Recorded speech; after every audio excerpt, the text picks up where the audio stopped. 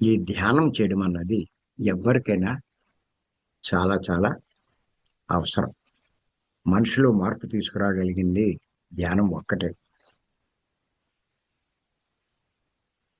అది కూడా శ్వాసమే ధ్యాసే. ఏ రకమైన ధ్యానం వల్ల మార్పులు రావు. ఏవో గొడవలు ఉన్నాయని ఏం అక్కలా. ఆ సంసారాన్నే స్వర్గంగా మార్చుకోవచ్చు. ఏదో ఆయన్ని చేసుకుంటే, లేకపోతే ఆవిడ్ని చేసుకుంటే నా సంసారం బాగుండు, ఈవిడ్ని చేసుకున్నాను, ఈయన్ని చేసుకున్నాను అని అనుకుంటారు. ఇక్కడ వాళ్ళని చేసుకున్నా వీళ్ళని చేసుకున్నా కాదు అక్కడ. ఇద్దరి మానసిక స్థితిలో ఒకటి చేసుకోండి. ఎవరిని చేసుకుంటారు మీరు?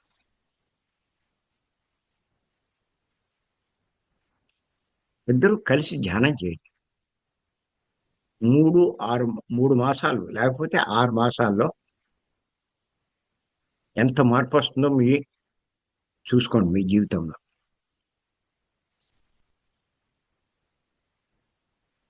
ఎవరో అక్కర్లేదండి, ప్రాక్టికల్ ఎగ్జాంపుల్ మా ఇద్దరమే.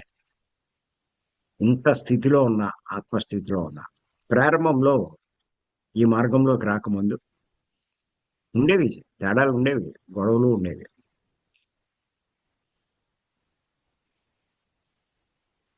ఏదో అలాగే జీవించేవాళ్ళం. ఇప్పుడు అన్నీ అవగాహన అయింది. మరి ఇప్పుడు చూస్తే మరి అదే సంసారం.